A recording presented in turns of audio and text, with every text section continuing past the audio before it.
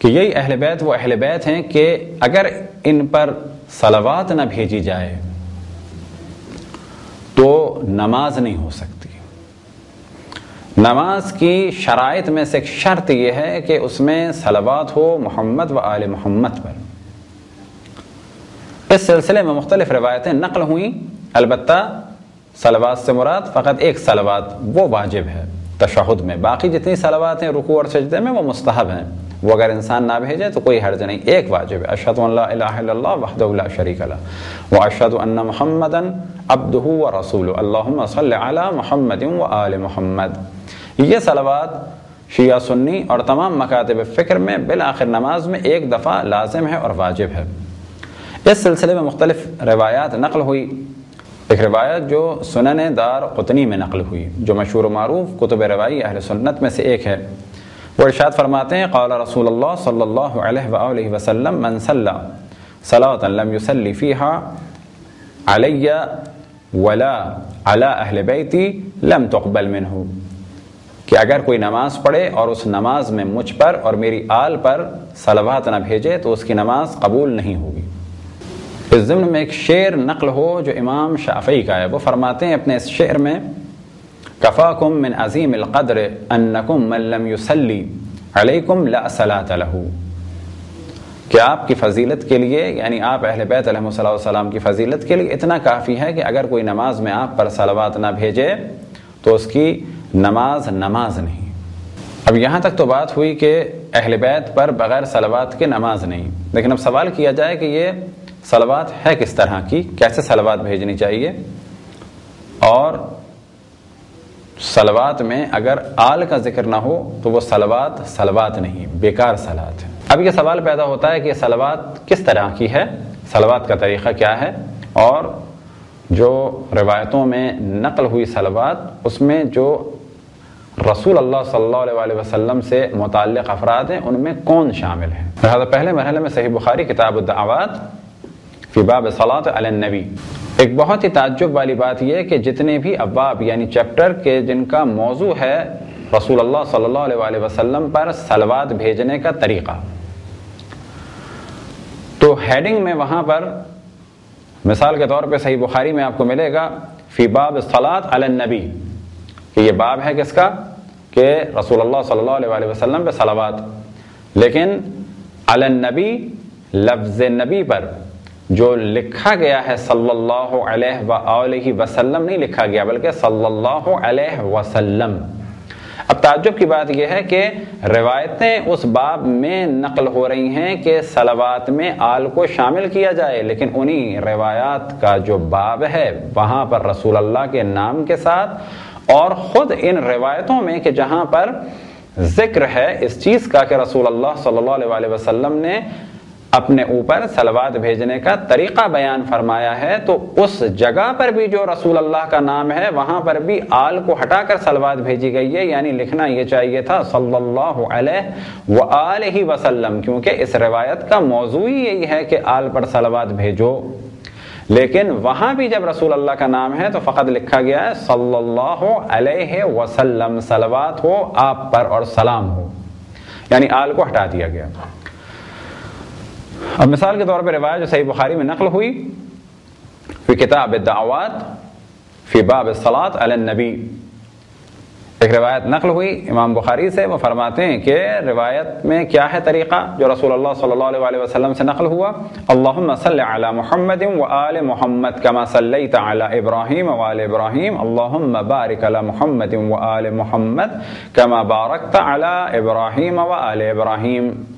بس معلوم ہوا کہ صلوات کا طریقہ کیا ہے، اللہم صلی علی محمد وآل محمد کما صلیت علی ابراہیم وآل ابراہیم، رسول اللہ کی آل پر بھی اور جناب ابراہیم کی آل پر بھی۔ اب اگر یہ اعتراض کیا جائے کہ ہم آل کو بڑھاتے ہیں، یاد رکھیں ہم نہیں بڑھاتے، آل کو ماننے والا سلسلہ جو ہے قطعاً کوئی بادشاہت والا سلسلہ نہیں ہے، بلکہ یہ اللہ کی جانب سے جناب ابراہیم کی آل کا بھی ذکر ہے، اور آل انبیاء بھی ہوئے ان کے اور اوصیاء بھی ہوئے آل میں سے۔ تو ایک طریقہ تو یہ ہو گیا۔ اسی طریقے سے صحیح بخاری میں کتاب التفسیر میں اسی آیت کے ضمن میں ان اللہ و ملائکتہ یصلون علی النبی یا ایھا الذین آمنوا صلوا علیہ وسلموا تسلیما. اس آیت کے ضمن میں روایت نقل ہوئی اور وہ کیا ہے کہ سوال ہوا رسول اللہ صلی اللہ علیہ وسلم سے کہ رسول اللہ صلی اللہ علیہ وسلم کی خدمت میں عرض کیا گیا قلنا یا رسول اللہ، ہم نے کہا یا رسول اللہ، ھذا التسلیم یعنی یہ تو سلام ہے، فکیف نصلی پس ہم آپ پر صلوات کیسے بھیجیں؟ قال قولوا یعنی رسول اللہ صلی اللہ علیہ وسلم نے فرمایا، قال یعنی رسول اللہ صلی اللہ علیہ وسلم نے فرمایا. اب کیا فرمایا؟ قولوا یعنی آپ نے اصحاب سے کہا کہ تم ایسے کہو. کیسے کہو؟ اللہم صلی علی محمد عبدک ورسولک کما صلیت علی آل ابراہیم وبارک علی محمد وعلی آل محمد کما بارکت علی ابراہیم وآل ابراہیم. کہ یہاں پر بھی رسول اللہ صلی اللہ علیہ وسلم پہ جب صلوات بھیجی گئی تو آل کے ساتھ بھیجی گئی. اس سلسلے میں مختلف روایات کتب شیعہ اور سنی میں نقل ہوئیں کہ رسول اللہ صلی اللہ علیہ وسلم نے ارشاد فرمایا لا تصلی علیہ کہ مجھ پر صلوات نہ بھیجو. کون سی؟ صلاۃ البتراء یعنی دم کٹی صلوات نہ بھیجو. جب لوگوں نے سوال کیا دم کٹی صلوات کون سی ہے تو آپ نے جواب دیا ایسی صلوات کہ جس میں مجھ پہ تو صلوات بھیجی جائے لیکن میری آل کو اس میں شامل نہ کیا جائے. پس معلوم ہوا کہ رسول اللہ صلی اللہ علیہ وسلم پر جب تک صلوات نہ بھیجی جائے تو نماز نہیں ہے، اور نماز بغیر آل کے ذکر کے نہیں ہے. صلوات کا صحیح طریقہ کیا ہے کہ جس میں آل کا ذکر ہو. پس جب بھی رسول اللہ صلی اللہ علیہ وسلم کا نام لیا جائے تو ہم احتراماً ان پہ صلوات بھیجیں. یعنی اگر ہم لکھیں رسول اللہ تو اس کے ساتھ کیا لکھیں؟ صلی اللہ علیہ وآلہ وسلم، کیونکہ رسول اللہ نے صلوات بھیجنے کا طریقہ بتایا ہے آل کو شامل کیا جائے. اور پھر ہم اس جانب توجہ دلائیں کہ افسوسناک کیفیت ہے آل سے دوری کی اور دشمنی کی کہ باب ہو چیپٹر ہو صلوات کا طریقہ بتایا جا رہا ہو کہ رسول اللہ کے ساتھ آل پر بھی صلوات بھیجو، لیکن اسی چیپٹر کے اوپر جب رسول اللہ صلی اللہ علیہ وآلہ وسلم کے نام کے ساتھ اور انہی روایات کے ساتھ جس میں آل کا ذکر ہے جب رسول اللہ پر صلوات بھیجی جا رہی ہے تو آل کا ذکر نہیں کیا جا رہا. یہ صریحاً انکار ہے رسول اللہ صلی اللہ علیہ وآلہ وسلم سے نقل شدہ روایات کا. اسی طرح صحیح مسلم میں مختلف روایات نقل ہوئیں اور مخصوصاً چیپٹر بنایا گیا فی کتاب الصلاۃ فی باب الصلاۃ علی النبی صلی اللہ علیہ وآلہ وسلم کے بجائے کیا ہے؟ صلی اللہ علیہ وسلم. اور یہ کیا ہے؟ بعد التشہد، تشہد کے بعد. تو وہ کہتے ہیں کس طرح سے بھیجا جائے؟ سوال ہوا رسول اللہ صلی اللہ علیہ وسلم سے سوال کیا گیا. رسول اللہ صلی اللہ علیہ وسلم نے اس روایت کے ضمن میں ارشاد فرمایا کہ کیسے صلوات بھیجی جائے. فرماتے ہیں اللہم صلی علی محمد وعلی آل محمد کما صلیت علی ابراہیم وبارک علی محمد وآل محمد کما بارکت علی آل ابراہیم فی العالمین انک حمید مجید. یہ ہے صلوات کہ جس میں آل کا ذکر ہے. اسی طریقے سے صحیح نسائی میں صلوات کا جو طریقہ نقل ہوا وہ کیا ہے کہ رسول اللہ صلی اللہ علیہ وسلم نے فرمایا کہ طریقہ کیا ہے؟ قولوا یعنی تم لوگ اس طرح سے کہو اللہم صلی علی محمد وعلی آل محمد کما صلیت علی ابراہیم وآل ابراہیم انک حمید مجید وبارک علی محمد وعلی آل محمد کما بارکت علی ابراہیم وآل ابراہیم انک حمید مجید. لیکن پھر ہم اسی جانب توجہ دلائیں کہ جب بھی رسول اللہ صلی اللہ علیہ وسلم کا نام لکھا جا رہا ہے عام طور پر انہی کتابوں میں تو کس طرح سے لکھا جاتا ہے؟ بغیر آل کے ذکر کے. سنن نسائی میں ایک اور روایت نقل ہوئی کس طریقے سے صلوات بھیجی جائے تو وہ ارشاد فرماتے ہیں قولوا اللہم صلی علی محمد وعلی آل محمد کہ یا اللہ تو صلوات بھیج محمد و آل محمد پر. اب تک گفتگو ہماری یہاں تک پہنچی کہ حضرت آدم علیہ السلام کی دعا اس وجہ سے قبول ہوئی کہ اس میں ذکر تھا رسول اللہ اور اہل بیت علیہ السلام کا. اور اگلے مرحلے میں رسول اللہ صلی اللہ علیہ وسلم نے ارشاد فرمایا کہ جب تک مجھ پہ صلوات نہ بھیجی جائے تو نماز نہیں ہوگی. اور صلوات کا طریقہ بیان ہوا اللہم صلی علی محمد وآل محمد یا مختلف طریقے. بالآخر اصل موضوع یہ ہے کہ آل کے بغیر صلوات نہیں. اور واضح ارشاد فرمایا کہ مجھ پر ابتر یعنی دم کٹی ہوئی صلوات نہ بھیجو۔ اب ممکن ہے کہ کوئی یہ سوال کرے کہ یہ آل ہیں کون، تو اس سلسلے میں کچھ روایتیں بیان ہوں، لہذا پہلی روایت نقل کرتے ہیں ہم مسند امام احمد ابن حنبل سے، وہ ارشاد فرماتے ہیں، اور یہ روایت نقل ہوئی جناب ام المؤمنین حضرت ام سلمہ سلام اللہ علیہا سے، تو فرماتی ہیں کہ رسول اللہ صلی اللہ علیہ وسلم کے لیے کہ قال لفاطمہ، کہ رسول اللہ صلی اللہ علیہ وسلم نے جناب فاطمہ سے کہا، کیا کہا؟ ائتنی بزوجک وابنیک فجاءت بہم، کہ آپ نے فرمایا کہ اپنے شوہر کو اور اپنے دونوں بیٹوں کو بلاؤ، اور حضرت فاطمہ سلام اللہ علیہا ان تینوں کو لے آئیں۔ فَأَلْقَ عَلَيْهِمْ كِسَاءً فَدَكِيًّا، پھر آپ نے ان پر ایک چادر ڈال دی کہ جو فدک کی تھی۔ قال ثم وضع يده عليهم، پھر اس کے بعد ان پر ہاتھ رکھ دیا۔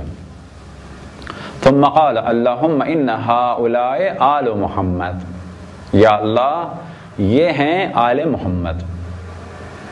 فاجعل صلواتک وبرکاتک علی محمد وعلی آل محمد انک حمید مجید، کہ یا اللہ تو محمد اور آل محمد پر صلوات بھیج اور ان پر برکات نازل فرما،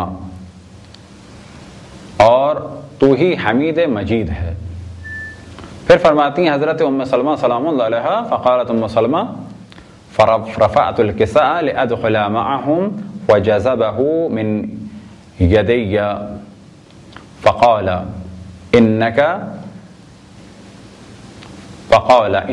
على الخير، وہ فرماتی ہیں کہ میں نے اس چادر میں آنا چاہا لیکن آپ نے چادر کو جذب کر لیا، دبا سا دیا، اور ایک طرح سے اشارہ کیا کہ نہیں چادر میں داخل نہ ہو، لیکن اس کے بعد یہ واضح بھی کر دیا کہ تم خیر پہ ہو، لیکن چادر میں نہیں آنے دیا۔ اسی طرح سے ایک روایت مستدرک الصحیحین میں حاکم نیشاپوری نے نقل کی، وہ فرماتے ہیں کہ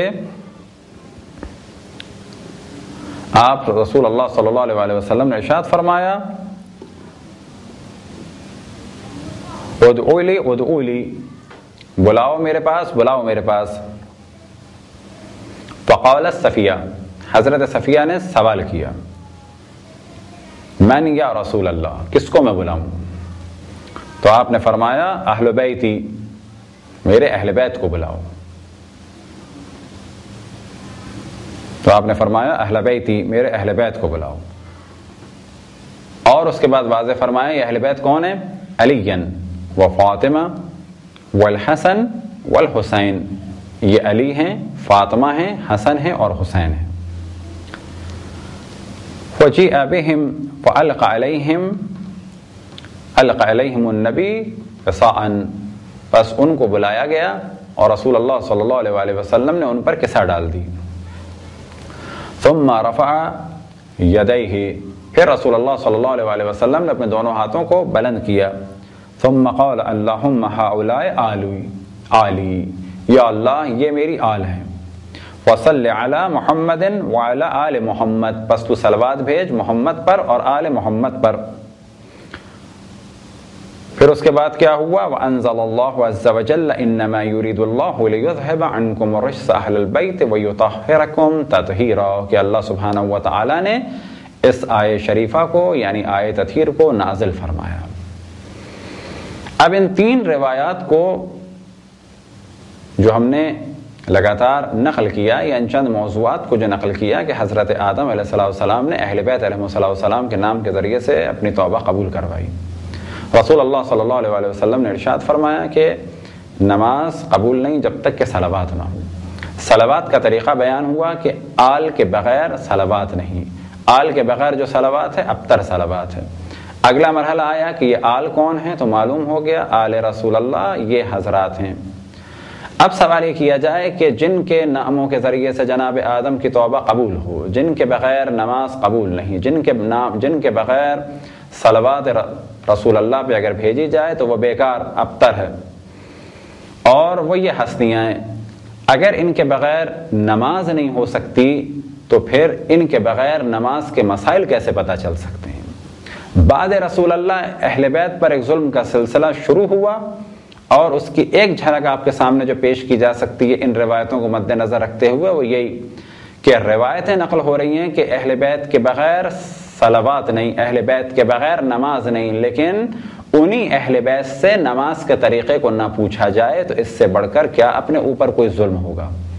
ہم وہ لوگ ہیں کہ جنہوں نے نماز بھی لی تو اہل بیت سے لی، اور دیگر احکام بھی لیے تو اہل بیت سے لیے۔ جب جناب آدم ان کے ناموں کی طرف محتاج ہیں اور ان کے ذریعے سے اللہ سبحانہ و تعالیٰ کی بارگاہ میں اپنی توبہ قبول کرواتے ہیں، اور جب نماز قبول نہیں تو یہ دین بغیر اہل بیت کے کیسے چل سکتا ہے؟